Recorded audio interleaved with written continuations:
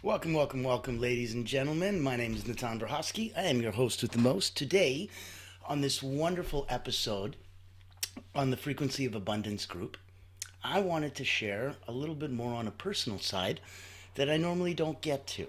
And so we talk a lot about mental training, focus, concentration. We talk a lot about different marketing and tactics and psychology and philosophies. We cover a huge array of topics here, and we have guests. So if you'd like to come and be a guest, if you'd like to speak on a topic, if you want to have a spotlight shined on you, please, please, please reach out to me. I'll put my contact in the chat. Hold on a sec. Let me do that now. Okay. Contact is in the chat. So we've got some information. Welcome, welcome, welcome. Like I said, Frequency of Abundance. We are here 7 days a week, so Monday to Friday, 10 a.m. Eastern. Today is Triumphant Thursdays. Do do do do do. We even have a little bit on the weekends, Saturdays and Sundays. I let you sleep in a bit, so we're looking at 1 in the afternoon. Now, you can always find me here, LinkedIn, Facebook, broadcast and beamed and restreamed, YouTube, everywhere, all the good places. And so, as I invite you, here we go. Take a look here. So if you wanted to join us over at the Frequency of Abundance, go to LinkedIn. There's the link here is in the chat as well, but literally click the Frequency of Abundance, click groups, search is done. You're there. You found us. Join us and you can see content like this. Join us in our paid community. It's tens of dollars a month, but it'll give you access to networking. We genuinely believe that the tide raises all boats. So there's support, there's different group coaching scenarios, there's so much fun and so much community. So we invite you to come, hang with us, get deeper involved, give yourself the permission to go on that deeper dive. Now, if any of this spotlight stuff is of interest to you, by all means, I'll give you a 30-second background about me, and then we're going to start today's party. It's going to be a cool one, I'm telling you. So, I've been an elite mental training specialist, oh goodness, energy coach now for about 30 years. I started with Olympians, national sports teams, Cirque du Soleil acrobats, artists, and focused on about probably 15,000 people in the last 30 years coming through my hands. Wrote a couple best selling books on energy, personal momentum, peak performance, moments of power, quotes of wisdom. There's different areas that I wanted to focus on and was very, very happy offline. And then COVID hit and I needed to pivot and I didn't want to, you know, what do you call it? Just make cat videos like everybody else. So I thought I'd make it easy. And I thought I would come in and, if you're a coach offline for 30 years, how hard can this online thing be? And it was horrible. It was horrible. I couldn't get the technology to work. MailChimp and Squarespace kept disconnecting randomly every couple hours, and I couldn't tell why. I couldn't get the marketing to work. And I couldn't understand why it always felt like I'm doing, last week's marketing, and that's why it's not working because I'm not doing this week's marketing. So, always felt slow, behind. Didn't matter if I had education, experience, expertise. It was awful. And when I wanted to make a bigger change and help others, that's where I focused in on Allura Creative Agency, where we really became a public relations firm, putting on these one of a kind exclusive executive events like Leadership Roundtable Series or Tequila and Tech Talks or, my goodness, Financial Fireside Chats. So much fun, so much creativity, so much positivity, and an incredible way to blow a dog whistle if you're hunting whales like C suite executives, leaders. Our one of a kind hosted events where I come and I introduce you and I introduce your offer so you don't have to really comes across for the leaders, the founders, the executives, the C suite. So if you're hunting whales and you want a bigger harpoon, give me a call. If you're looking to get some more exposure and you wanted to come on the show and talk about some things, give me a shout. And without further ado, let's get this incredible Triumphant Thursday started. Today's topic: the journey from martial arts to mental mastery. Speckled into my little background, you may not know, I've been in the martial arts, I know it says here 30 years, but I think it's closer to 40 now. And more importantly, it's held a very incredible place in my heart as part of who I am and how I've developed as a person, as part of kind of a neat snapshot through life. And so it can look at these snapshots and you can really paint a picture and see where you were and what was going on in your life at different times. And martial arts does that for me as well, beautifully. So let's say we go back over what I had just said in those last 30 years, and now let's speckle the martial arts in there. And I think you'll see it's bigger than I can even normally look at. I came as an immigrant from the former Soviet Union. I'm 5'3", 5'4" on a good day if you squint and the wind is just right. The sun is good. And never was a big guy. So would get bullied and picked on in elementary school, stuffed into lockers, those kind of things. We moved around a lot, so that didn't help. And I didn't go to the martial arts for, confidence or weight loss or some of those other things that people do. I don't know. I went there specifically to try to save my butt because I didn't want to keep getting stuffed into lockers. So going to a martial art practice of any kind was a huge deal for me. Getting over the physicality of things, the fear of things and such. And then there's this beautiful, calm inner peace that comes. After you've worked and pushed and tested yourself a little bit and kind of found a way to bite off more than you could chew and then proceed to find a way to chew it. It's sort of interesting. So I started with Hapkido, which is Korean. There's joint locks, there's pressure points. It's a primarily defensive martial art. There's not a lot of attacks. It's 99% defenses. So if somebody attacks you, grabs you, punches you, kicks you, these are different ways to control the person and get out. And that was a beautiful, wonderful start for me. Did that for years until we moved. And that was kind of the theme, that I didn't pick the martial arts. I went through Hapkido, Taekwondo, Muay Thai, Kurokai Kung Fu, Systema, and then the last few years was Iaido, the Japanese art of drawing the sword. So in the range of that, and now I'm turning 51 in a couple of weeks for my birthday. So we've got a window of more than 40 years in there with half a dozen different martial arts.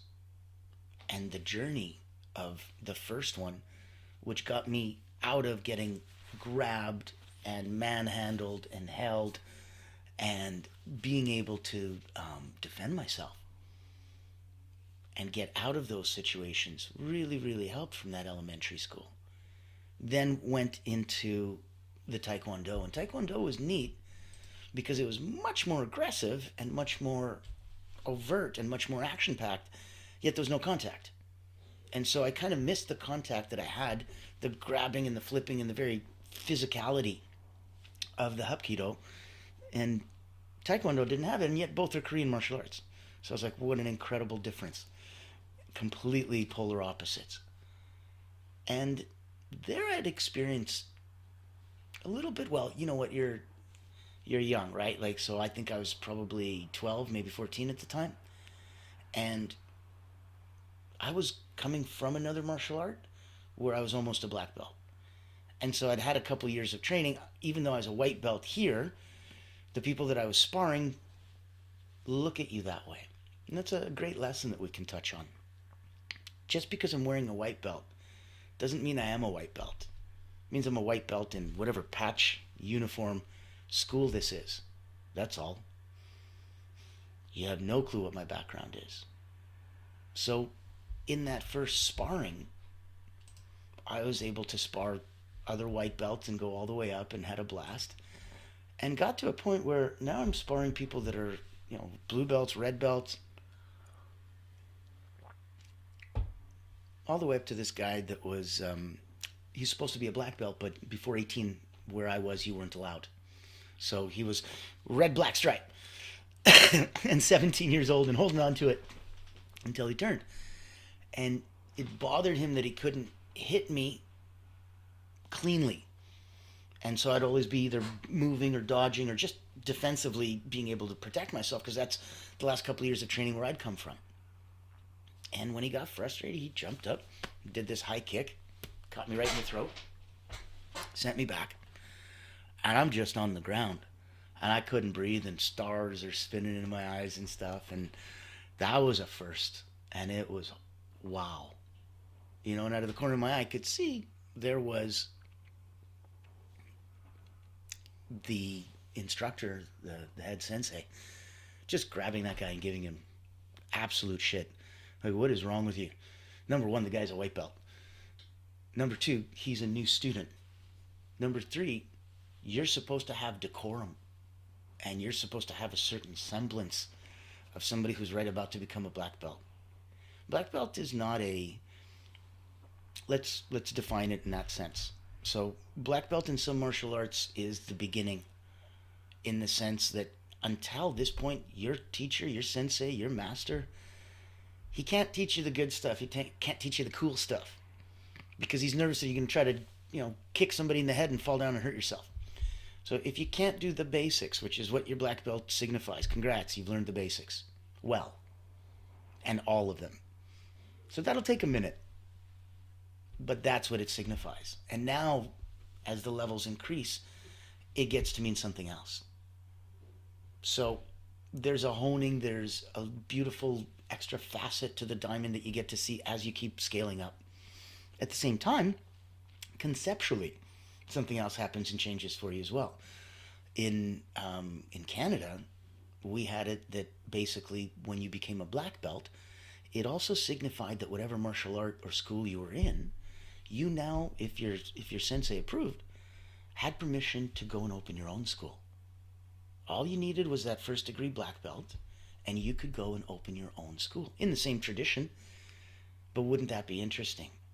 And so now it became all of a sudden a business opportunity and things. So I see all of this when I'm, a teenager, and it kind of goes over me, but at the same time kind of still stuck. And I was just like, interesting.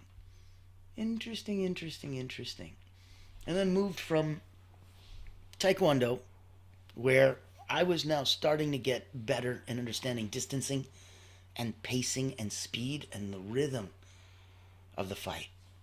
That it's a dance. And that if he's at 2-4 beat, 1, 2, 1, 2, 1, 2, 1, 2, and I'm at 4-4 beat, 1, 2, 3, 4, 1, 2, 3, 4, 1, 2, 3, 4, 1, 2, 3. We're perfectly in sync. All of our movements are absolutely going to counter block each other. We're going to look like a really good or really bad choreographed fight movie. But if I can catch that he's in 2-4, 1, 2, 1, 2, 1, 2, and I can switch my fighting to 3-4, 1, 2, 3, 1, 2, 3, 1, 2, 3, 1, 2, I'll hit him every time. Because the second he twitches, I've already hit him. Not because I'm faster, but because I understand his timing. The same way when a windmill spins around, you can jump through, crazy as it sounds, once you understand the timing. So there's that sense inside there. And there's a huge gap between that physical and that mental discipline to be able to go through that. There's so much. There's a mindset that'll give you an insight for personal growth. But it's very difficult to be aware of said mindset while experiencing it at the same time. Like you're sitting there meditating, and I remember I was in Hapkido, and we would kneel, and we'd put our knuckles on our knees, and we'd close our eyes, and we'd breathe through our nose, in, out through the mouth. My sensei said, listen, I don't care if a bee comes by and stings you on the nose. You don't move. You don't blink. You don't breathe differently. I thought that was so cool. I was really happy it never happened. But I thought that was so cool. And it put the severity into it. I remember when I came, and I'm coming as a teenager, to martial art class and stuff. And so, you're at home, your mom's like, hey, go clean your room. Or go wash the floor. Or, maybe go do something. And meanwhile, you're like, ah. But then you get to the dojo, and your sensei's like, Natan, I will honor you with the broom. You may now sweep the floor. And you're like, ah! And it's this incredible moment. It means so much respect. It means an acknowledgement that they see that you start to see what's going on around you. That you're starting to pick up what everybody's putting down. It's so wonderful. Oh, wonderful. Thank you for the comments. Yes. How many? So, how interesting. So many different types of teaching, expand global thinking. Amazing cross pollination from martial arts to business. Thank you. We haven't even gotten to the fun stuff yet. So, we're going through and we're having some fun. My contact's in the chat. You can reach out to me anytime you want. Join us in the group. And where we're coming from now is now we're going from the ability to go, hey, how is it that my perception of sweeping the dojo is different than my perception of sweeping my kitchen at home? Why do I go woohoo for one as a privilege and an honor that other people would fight me for at the dojo compared to at home? Nobody wants to. Why? There's a different sense of ownership when you know that everything around you is yours. And if you're going to bend over and pick up that piece of dirt, it's only for you as a benefit. It's not for others, it's for you. And this is yours. So wouldn't you want to pick up that piece of dirt? Wouldn't you want to look around? And there's that connotation that somebody understands that you're a serious person. You understand the severity of what's going on around you. This is martial. Martial means death. This is an art. Art means life. How the hell are we blending both of these together so well? That's the dance. And that can be a beautiful, deadly thing. Like watching an incredibly powerful animal. They're beautiful when they're hunting another animal. And deadly. They're not mutually exclusive, those two terms. They're just very rarely seen. So somebody like Bruce Lee, beautiful, deadly. Great example. Now we're looking at a little bit further on down the road, and now I'm starting to leave Taekwondo because we moved again. You're catching the theme here. And now it's time to go tough guy stuff. The only place close enough to me, because that is the underlying reason why, if your parents aren't going to drive you, and you don't have time to take the bus and this and that because you still got homework and chores and, then it's not going to make it. In between all of this, I was a concert pianist when I was 12. I won the Aquinas Music Festival. I had students when I was 14 in my own private music school. I also was involved in things that's on my mom's side. She's a concert pianist. On my dad's side, I was involved in sports. So I was at a provincial level power tumbler and working on competitions and going and touring around and, like doing all of that, the drive 6 hours, go to a compete, come back. And those incredible moments in there. I remember I was second place in all of Alberta and only needed a couple more points to win to separate me and the other guy who was in first. And there was one meet left, and we drove like 6 hours to get there. And I got injured in warm-up. There's a track that you're tumbling on, and it's wide enough. But as you're going back handsprings and flips and turns and stuff, it's hard to keep track of those lines on the ground and correct yourself in midair because it's not something you can tell yourself. When you're doing a back handspring and you're jumping from your feet to your hands, pushing off your hands and your feet, all that happens in under 2 seconds. The more of them you do, the faster that happens. So that now it starts happening in under 1 second. When you're going head, toe, head, toe, head, toe, that quickly, what time do you have to give yourself instructions? And, pretend we slowed it down for you. What instructions would you give? You can't be coach and athlete at the same time. It doesn't work. So in that, all I was able to do was listen. And I was listening to the hands, feet, ba-boom, ba-boom, ba-boom, ba-boom, ba-boom, ba-boom. And in my mind, all I tried to do was just pick one word, either faster or slower. And my body would figure out what to do. So if I needed to go faster, it'd go faster because I didn't have enough speed to do the big twisty flippy thing at the end. If I felt like, oh shit, I'm going to run out of road, I need to slow down until I felt slow enough that I could actually consciously now be aware when to stop. It's neat the things that you can do when you allow yourself. So between the high level piano, between the high level power tumbler, those aspects were also going on, which is why I was busy enough that I didn't have time to go find the martial arts school of my dreams somewhere, convince my parents or take the bus to go there. Just didn't work out. So in my life, whatever was available was what was available. And to me, every art was beautiful. I never judged the art by the instructor. Some could be good instructors, some could be good people, some not. I look at the beauty in the art for itself. And then selfishly, is it something that turns me on? Do I like it? Is that exciting? Is that something you want to try to one day spend a lot of time and energy to be able to do? If it doesn't, then don't. Wrong art. Pick another art. Pick an art that does do that for you. That does go, wow, I want to spend years to do this so that I can one day do that. That's cool. Perfect.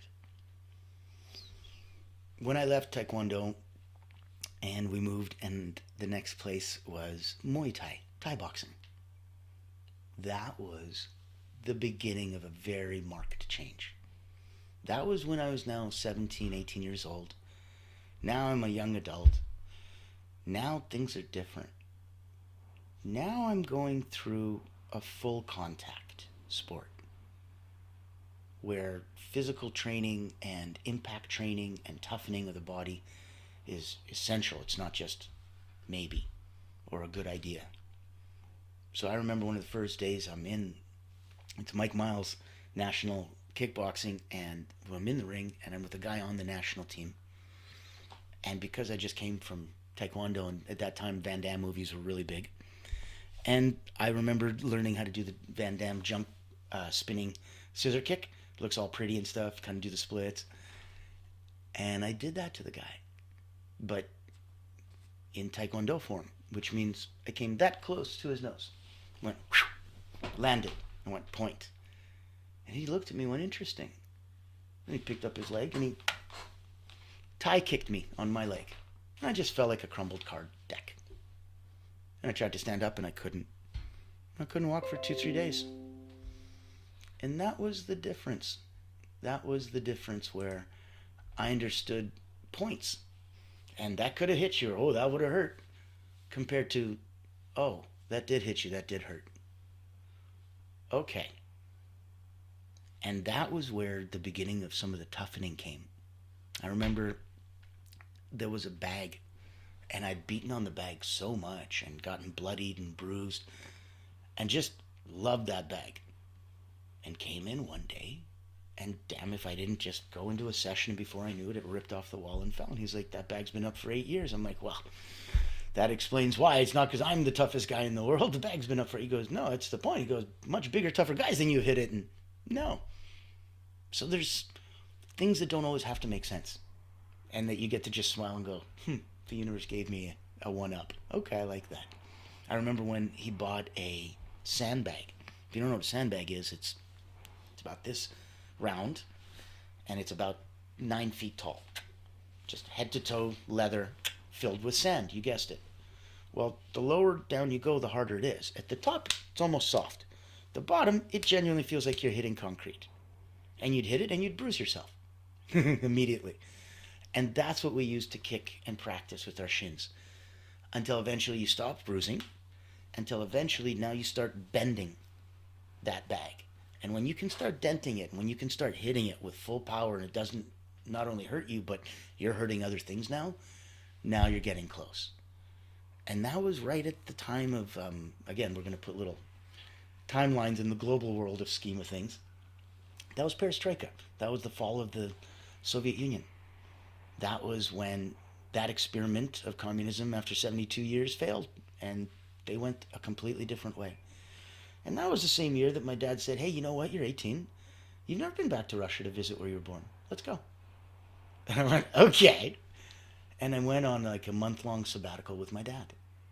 And we went to visit Vitebsk in Belarus, White Russia, where he's from. And while we were there, staying with family, this was interesting. They found a martial arts school. It was right out of an 80s martial art movie. So we're going in. You're taking a bus to an industrial area. Now it's filled with warehouses and a place that if you got mugged, nobody would know. If your car broke down, you got a long walk to get back to civilization. And I'm looking and it's getting worse and worse, and diapilated metal and just car husk rusted body over here, kind of a junkyard, kind of a graveyard, kind of a what the hell's going on here, industrial scary place. And then there's just this nondescript door. And you're all right, and you open up the door and you got to go down 2 flights of stairs. Down. And down in the basement, was this giant 100-foot polished wooden floor with the largest painted yin yang I've ever seen. It must have been about 80 feet circle. It was incredible. That was the training gym. And that's where I went to train every day. And it was such a completely different training. Because they don't have the fancy pretty shorts or the fancy North American gloves. Because they train hard style. And it taught me something different. When you have your instructor look at you as money, I was in the ring, I was in a martial arts style, I got hit, I flew back, I started breathing, oh my God, I lost my breath. He runs over, are you okay? Okay, I'm so sorry, are you okay? And I'm like, he should, he's a nice person and he's a good instructor and all of that. But at the same time, I had another instructor who wasn't in that same way. He was classical Russian trained, he was teaching Systema, and when he hit me, and I flew and got winded, I was looking to see would he come over, would he apologize, would he help me up, would he care? He just looked at me and went, ready? And I'm like, oh shit, things are different.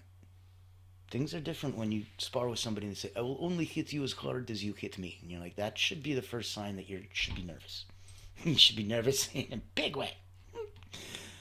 Knowing that that's kind of the way that we go through life. And that every single person that's going through their journey, whether it's a martial art journey, whether you see these milestones and such as turning points, when you're trying to take your philosophy and go beyond the dojo, focus on the resilience, focus on the adaptability, focus on the discipline and the beauty that comes with that. That discipline gives you freedom. I know it sounds crazy, but it does. And look at those core principles. Look at the balance in physicalness and on your life, right? Like the focus, the perseverance. How are they going to translate to mental resilience? When you're practicing staying present in a sparring match so that you don't go, huh? And then get kicked in the head. Think of that in terms of how many times a day that happens to you. And you can improve that mindfulness in everyday situations as if it was a sparring match. I'm going to want you to highlight the importance of humility and learning from those setbacks, because that's where the real lessons come from. Those challenges, those difficulties, those obstacles, where you bite off more than you can chew and then proceed to chew it. And then let's look at some daily rituals. So incorporate small martial art inspired habits, moving in what you would consider a martial arty way. Taking 5 minutes to do some shadow boxing, imitate something you saw in a movie, stretches, moments of meditation. Do some mindfulness in motion, right? Mindfulness in action. So intentional breathing, especially during stressful moments. Goal setting and discipline, but in a martial art way. So focus on achievable progress rather than perfection. The Van Damme spinning heel thing, my splits probably weren't perfect splits. They're probably more like a straddle. That's okay. I'm focusing on progress rather than perfection. And this will help with resilience training. So embrace those challenges. They are growth opportunities, just like sparring sessions. So much fun. You get to dance. You're going to be okay. You're going to be fine. It's not like the ultimate aim of martial arts isn't victory or defeat, but in the perfection of character. Your character. This is your daily struggle against you to be a better you. Always. So in that context where I went full circle, and after years, I abused my body through skateboarding and took my left knee and hyperextended it, which means bent it backwards past the good way that it's supposed to stop at 90.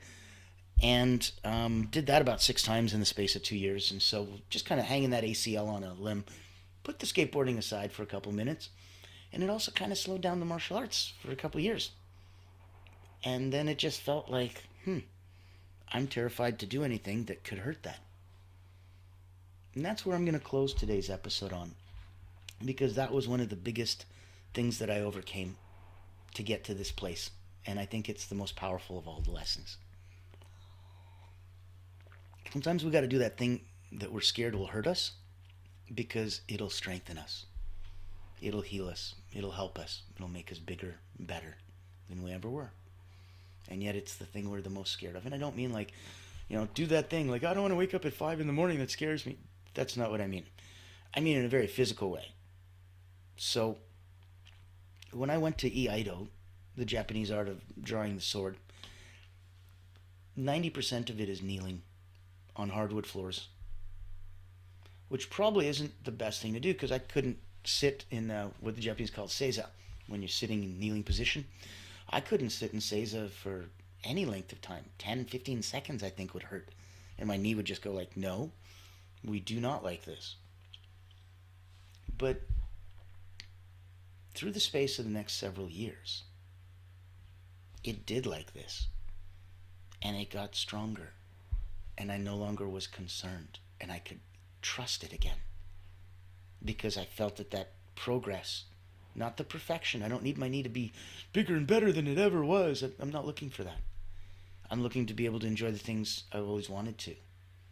And martial arts and the mental discipline and the mental mastery and the mental training that comes from that is beautifully incorporated into your business life, into your daily life, into your relationships, into your happiness and health. If you ever want to have that discussion, have a little Greek mountain tea with me, reach out. My contact info's in the chat. Would love to say hi. Join us on LinkedIn. Just type The Frequency of Abundance, click groups, and we're there. Reach out to us if you'd like to be on the show. Reach out if you're a coach, a healer, a specialist, a financial advisor. Maybe you've got an agency of your own. As a marketing agency, we love to collaborate and play. Do a little white label, a little co-brand. Have some fun. It's a beautiful new year. We're on season 2. We are kicking it, baby. And I invite each and every one of you to come and join us.